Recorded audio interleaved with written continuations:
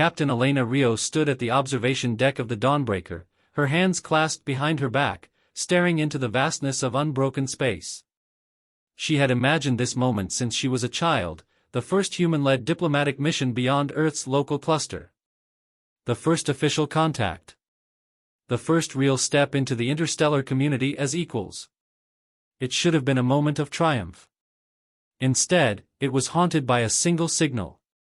A crackling, desperate plea that had reached Earth weeks earlier. The translation had been crude, but its message was unmistakable: we are being erased. Please help.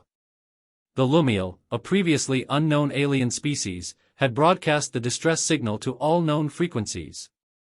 No one had responded. Not the vaunted Galactic Concord.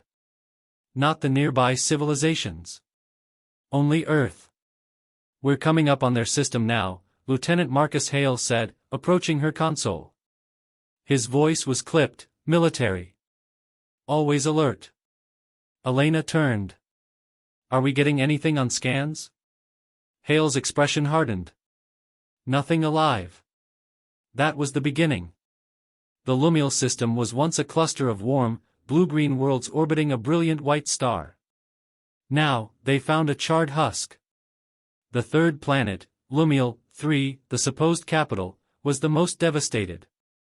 The Dawnbreaker's landing crew disembarked in full environmental gear. The air was unbreathable. The soil was fused glass. Cities had been reduced to perfectly symmetrical craters, as though methodically sterilized. Even orbit showed signs of targeted orbital strikes, warfare not meant to conquer, but to erase. Dr. Jonas Adebayo scanned the area with a trembling hand. They didn't just attack, he muttered. They cleansed this place. Elena crouched near what was once a public square. Statues, sculptures, even the outlines of gardens were scorched away. This was a cultural center. They didn't even loot, Jonas said, scanning with his biosensor. No signs of biological residue. No radiation. It's as if they didn't want to leave any trace, Hale finished grimly. He swept his rifle in a slow arc, still alert despite the silence. Hours into the survey, the team picked up a faint signal, a life support beacon buried under debris. The team dug frantically. Under shattered masonry and compacted soil, they found a small, nearly spherical life pod, barely big enough for a child. Inside was a pale, luminescent creature with enormous black eyes and fine, silk-like skin, a Lumiel child, barely breathing. Jonas cracked the seal and began emergency resuscitation. Still alive, just barely. They must have buried her in a hurry. Probably her parents. Hale nodded, watching the horizon. Means someone knew this was coming. Back aboard the Dawnbreaker, the child was stabilized in medbay. She didn't speak, but her eyes followed the crew, especially Jonas, who stayed by her side. The crew gathered in the conference chamber, stunned. What kind of civilization does this? Jonas asked, voice low. A powerful one, Hale said. One with a message: we can erase you anytime we choose. Elena stood at the head of the table, silent until now. We have to report back. Earth needs to see this. Jonas looked at her. The Concord should have responded. Why didn't they? Elena tapped the table, bringing up the network logs. We sent the coordinates and evidence the moment we entered orbit. Still no reply. Maybe they're afraid, Hale said. Or complicit. The idea hung heavy in the air. A week later, the Dawnbreaker was back in Earth orbit. Elena gave her debrief to the United Earth Diplomatic Council. Live-streamed footage of the child, now known as sane, shaking and silent in a sterile medical bed, went viral within hours. Protests broke out across Earth and its colonies. This is what galactic peace looks like, shouted one commentator. A silent genocide, and the great civilizations of the stars looked the other way? The Concord responded 2 days later. A single message. This conflict is an internal matter between the Lumiel and a hostile force. External interference will destabilize galactic order. That's when people stopped asking what happened. They started asking what we were going to do about it. Elena stared at the stars again, this time from her quarters. The silence of the Concord was deafening. Their carefully crafted laws of non-intervention, of diplomatic propriety, of cultural sovereignty, they were paper shields. Earth, the youngest species, had always been told to stay in line. To learn from its elders. To not overstep. But now they'd seen the truth. Some of these elders were cowards. Others, collaborators. And one species out there, one they hadn't even named yet, was waging war through annihilation.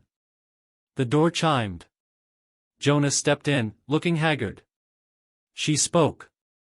Elena straightened. What did she say? He hesitated, then Saturday, just one word. Zarqa. That's the enemy? Seems like it. Jonas rubbed his face. She didn't say it like a name. More like a curse. Elena stood, pacing. What else? She said they don't take prisoners. They don't want resources. They hunt civilizations. The weak disappear, and the strong are left as examples. Like wolves thinning a herd, Hale added from the doorway. They're making a statement. Elena turned to the viewport again, fists clenched. We need to respond. Jonas nodded. The council's debating it, but they'll cave. The Concord's leaning hard. They always told us we were too emotional, Hale muttered. Too violent. Too human. Elena looked out at the black ocean of space. Maybe it's time we reminded them why they're afraid of us. Later that night, Jonas sat with Sane in the med bay. She was sitting up now, watching an old Earth cartoon on a tablet. Her eyes flicked between characters, trying to understand. He handed her a soft Earth plushie, something between a dog and a fox. This is a toy, he said. For comfort. She looked at him, then slowly hugged it. Her eyes welled up, but she didn't cry. She hadn't cried once. We'll protect you, Jonas whispered. No matter what it takes. Transmission log, encrypted channel. From Captain Elena Rios. To Earth Diplomatic Council. Subject, Contingency Proposal, Operation Torchlight. If the Concord will not act, we must. Recommend authorizing special operations outside of Concord jurisdiction. Suggest black ops, intel gathering, and covert engagement. Target, Zarqa. Objective, identify, resist, and if possible, strike back. End transmission. The streets of Earth's capital cities had not been this loud in decades. Screens flashed images of the dead Lumiel world, burned cities, vaporized forests, empty skies. Most chilling of all was the footage of Sane, the orphan child, clutching her Earth-made plushie and staring silently at a camera. On social networks, in newsfeeds, in front of parliament buildings and spaceports, one phrase echoed like a war drum. We were meant to be better. In orbit above Earth, Captain Elena Rios stood in the Dawnbreaker's command center, watching the feeds. Riots. Protests. Unity. Outrage. The United Earth Diplomatic Council had been meeting for days. A dozen alien embassies had formally requested Earth to stand down and respect the established interstellar legal order. Legal order? Elena thought bitterly. What law defends silence in the face of genocide? Lieutenant Marcus Hale entered the bridge, tossing a data pad onto the console. You'll love this one, he said, sarcasm biting through his words. A diplomatic warning from the Concord. If we act without their sanction, they'll freeze Earth's trade routes and deny station access. Jonas stepped in behind him. They're threatening sanctions if we rescue anyone else. Diplomats are spineless, Hale muttered. They'll watch the stars burn as long as they keep their seats. Not all of them, Elena replied. But enough. Jonas sat at the comm station and glanced at the young Lumiel through the medbay window. She had another dream last night. Woke up screaming. Couldn't breathe. Did she say anything? Elena asked. He nodded grimly. More about the Zarqa. They don't attack randomly. They test. They hit soft targets first, wait for someone to respond. If no one fights back, they keep going. If someone does, they mark them for later. They're baiting us, Hale said. Hunting by selection. Elena looked out at Earth, blue and glowing below. So what does it say when no one fights back? Later that day, the Council's final decision came through. Earth will not engage in any military or covert action against the Zarqa. Further investigation must be conducted through Concord channels. The message might as well have read, "Let them die." Elena gathered the crew. I won't sugarcoat it. The Council has tied our hands. The Concord is watching our every move. Any official action could start a diplomatic war. Then what? Hale asked. We sit on our hands while these bastards burn another world? Elena looked at each of them in turn. We go dark. Within hours, the Dawnbreaker was gone, officially listed as undergoing maintenance at a lunar shipyard. In reality, the crew had severed all official comms, rerouted identity beacons, and jumped to deep space under the radar of the Concord's orbital scanners. Their destination, a system 3 light-years from the Lumiel homeworld, another peaceful species, the Asarium, known for elaborate coral-like architecture and interspecies diplomacy. A soft target. Sane had spoken the name in her dreams. It was the next target on the Zarqa's list. They arrived to find the Asarium's orbital satellites offline and their planetary shield flickering with signs of recent impact. No official broadcasts. No distress signal. Just debris in orbit and a broken moon. The Dawnbreaker approached under stealth mode. Inside, the crew worked fast. Hale took command of a boarding team and launched toward a derelict Asarium comm station. They found bodies, drifting in their webbed harnesses, lungs ruptured from decompression. Looks like they took out the power grid first, then hit the cities from orbit, Hale reported. No survivors on this end. On the planet's surface, they found the remains of a small science outpost. But this time, the Zarqa hadn't left completely. A harvest ship, sleek, dark, and pulsing with energy, hovered over a broken reef city, siphoning resources and data. They're harvesting them, Jonas said, sickened. This isn't just extermination. They're dissecting entire cultures. We need intel, Elena said. We find a way onto that ship.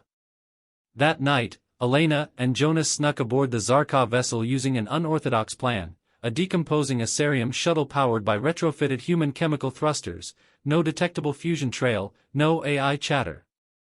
The Zarqa's systems, built to detect high-tech stealth, missed the crude approach entirely. Human unpredictability, 1. Zarqa sensors, 0. Inside, the ship was dark and biomechanical. Walls pulsed with veins of light. Drones skittered across the floors like metallic insects. They moved with precision and coordination. The pair slipped into what appeared to be a command center and downloaded fragments of encrypted data, target projections, strike orders, planetary scans. Jonas hissed as he read one file. Earth is on the list. Elena's eyes narrowed. How soon?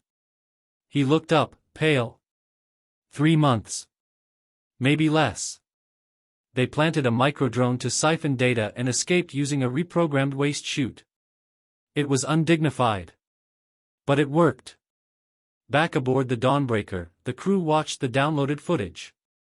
Alien symbols and tactical overlays, but the visuals were clear, planetary schematics of Earth's orbital defenses, major cities, colony sites.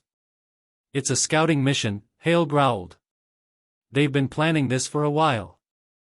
They're studying how we respond, Jonas added. How we react. How long it takes us to act. If we hesitate, they come. Elena stood, voice steady. Then we don't hesitate. From deep space, they sent an encrypted transmission to Earth's underground defense network, military officials, scientists, and retired intelligence officers who had once operated beneath the formal UN-like structure. They called themselves the Grey Line. The response came quickly. Acknowledged.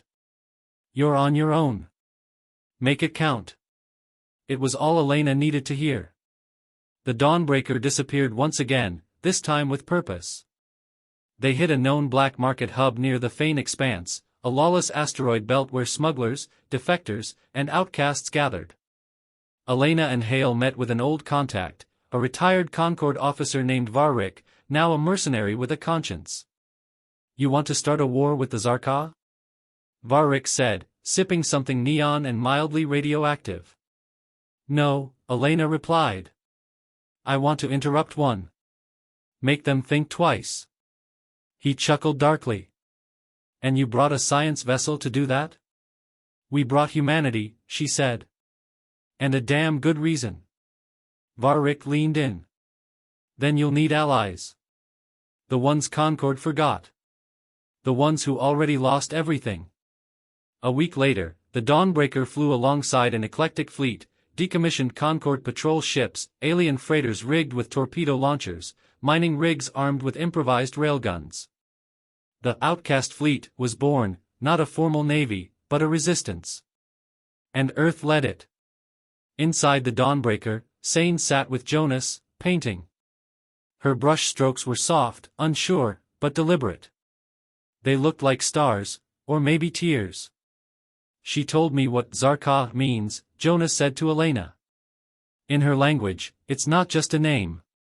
It's a concept. It means the fire that follows silence. Elena's jaw tightened. Then let's be the noise.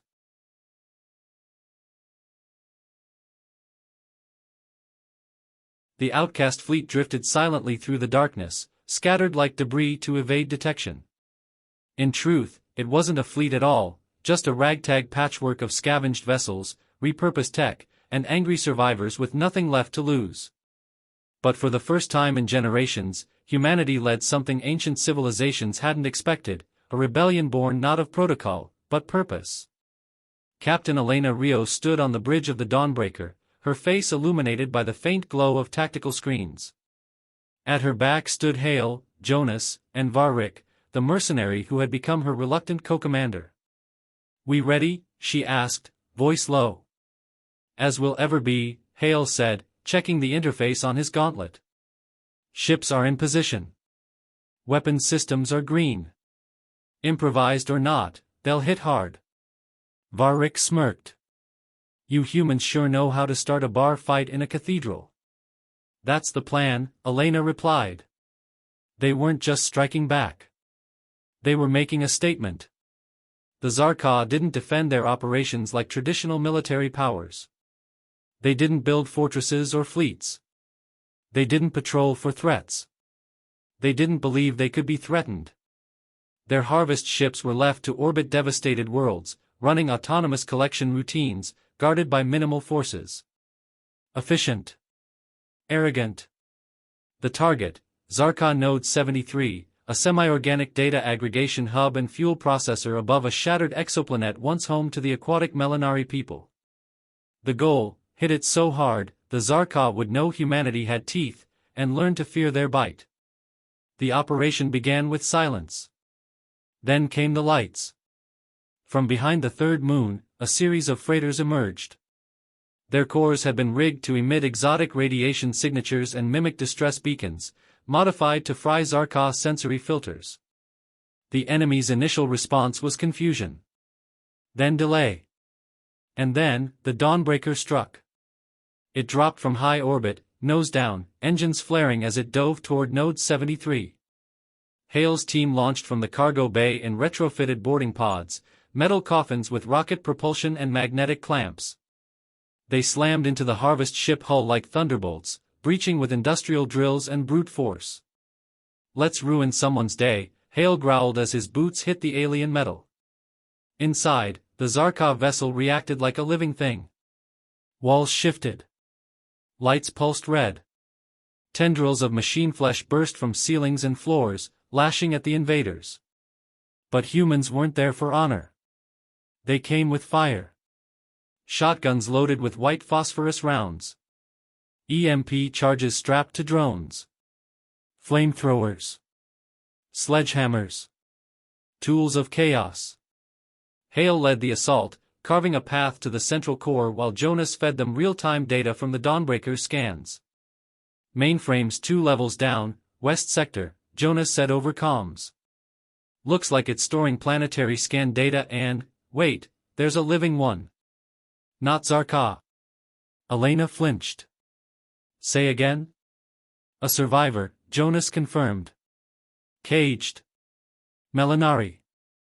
Still alive. Elena's decision was instant. Reroute. Free them first. Hale cursed but obeyed. Copy that. Changing course.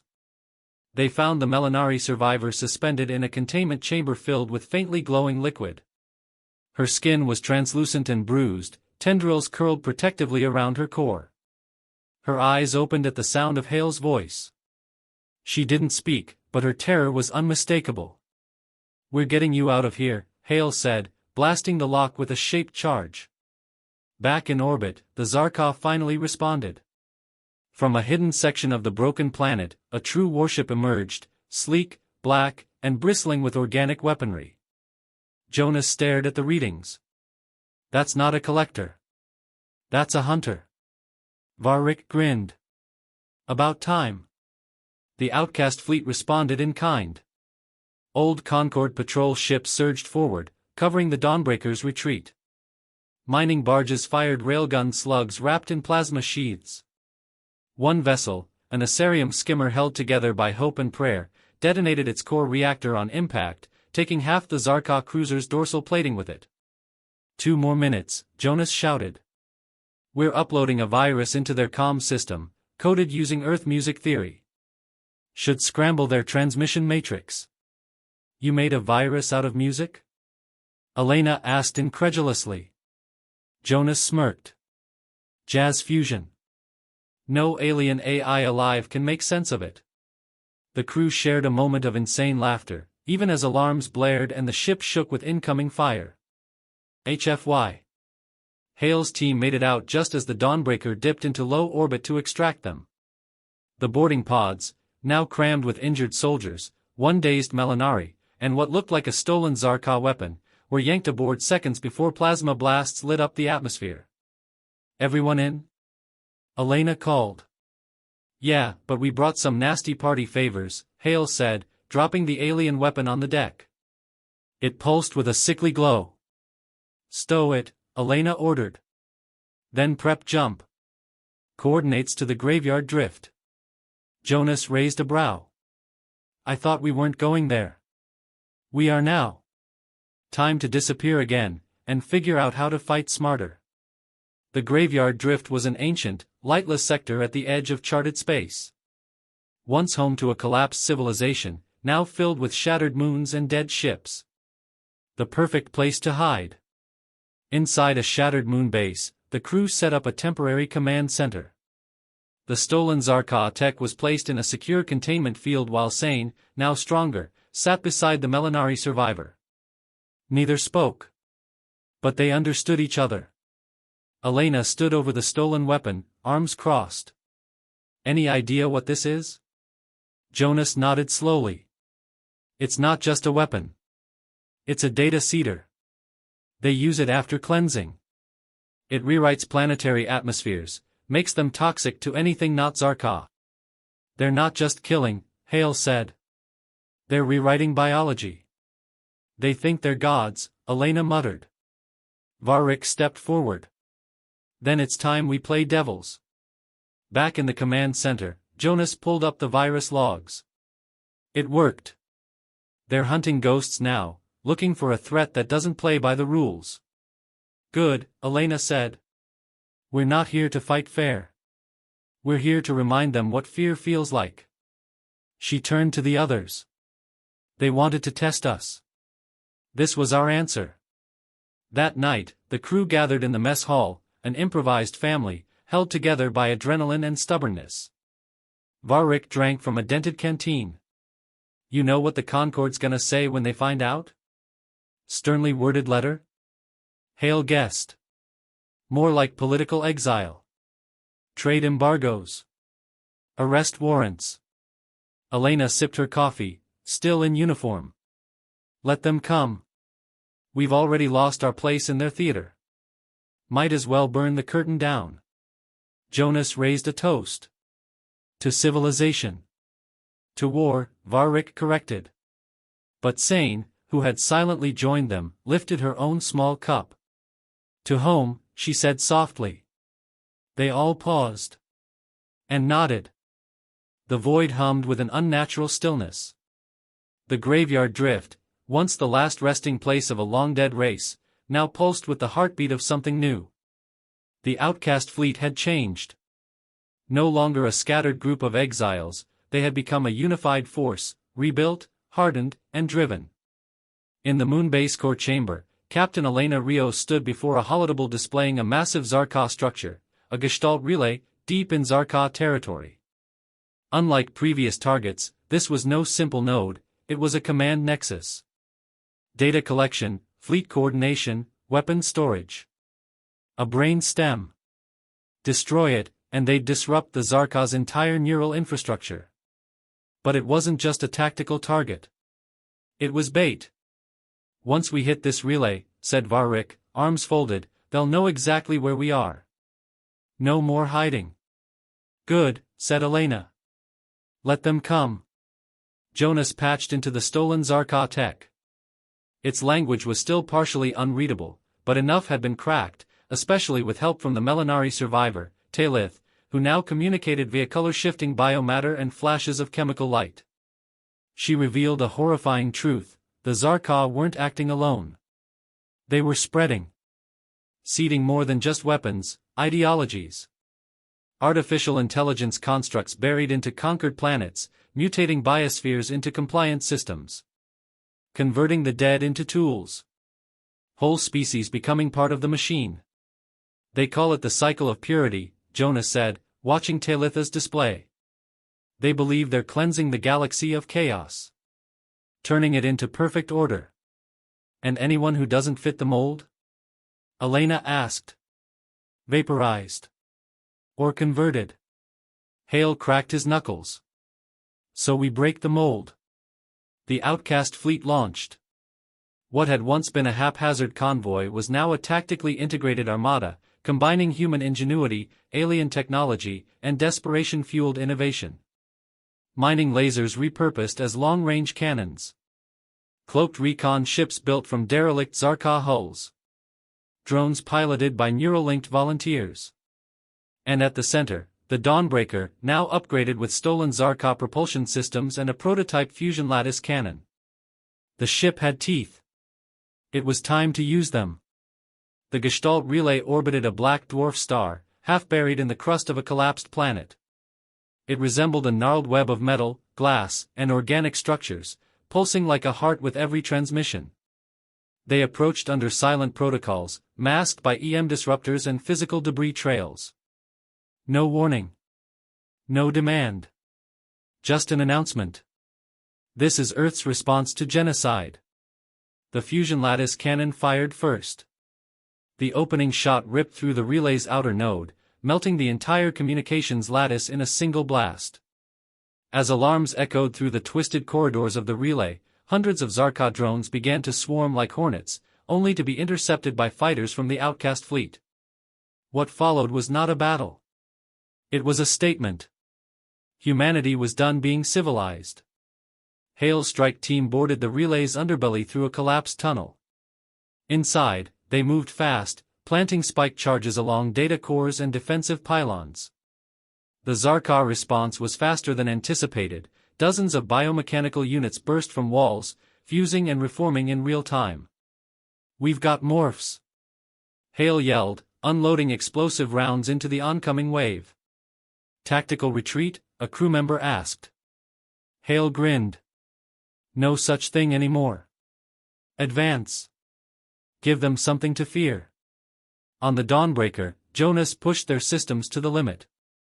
Using the Jazz virus code as a base, he introduced a feedback loop into the Zarka's own neural net, flooding their decision trees with irrational logic and conflicting orders. You just broke their AI command matrix, Varric whispered. I fed it chaos, Jonas said. Now it thinks it's being eaten by its own children. Elena gave the order. Hit the core. All weapons. Now. The Dawnbreaker surged forward, weaving between spires of debris and enemy drones. The prototype cannon began to overheat, but it didn't matter. One more shot. The second blast tore through the relay's central heart, igniting stored reactor cores and shattering internal gravity fields. Implosions rippled through the relay like dominoes, each detonation feeding the next. But the Zarqa weren't done. From deep space, a Hive-class warform arrived, larger than any structure the Outcast fleet had faced. A mobile forged ship, the size of a small moon, coated in armor grown from neutron dust and compressed comet ice. It came with no warning. No demand. Only one message, transmitted across the stars. You are an infection. You will be erased. The Hive opened fire, unleashing gravity lances and atomized kinetic shards. Outcast ships vanished in bursts of fire and light. Hulls split open. Shields collapsed. Elena stared at the screens. We're outgunned. Any word from Earth? Jonas shook his head. Council still silent. Elena turned to Sane, who stood silently beside her. The girl had aged in months, scarred, but resolved. They're going to destroy us, Jonas said quietly. No, Elena said. They'll destroy what we were. But not what we are. She turned to the crew. Open the emergency relay. All channels. Broadcast this. Across the stars, a signal echoed, on Concord networks, pirate frequencies, even Zarqa surveillance bands. Elena's voice. We are humanity. And we have watched too many stars go dark. To the council who stayed silent, your fear is noted. To the Zarqa, we are not civilized anymore. We are fire. We are chaos.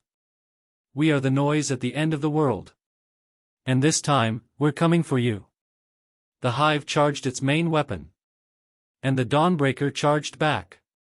They knew the cannon wouldn't fire again without destroying the ship. The core was unstable. Cooling was down. But that was the point. We ride the shot in? Hale asked. We are the shot, Elena replied. Jonas uploaded a final pulse of corrupted data into the Hive's processing net. Varric, bleeding but laughing, activated a chorus of automated decoy drones singing Bohemian Rhapsody in over 100 species languages. The Hive hesitated. Just enough.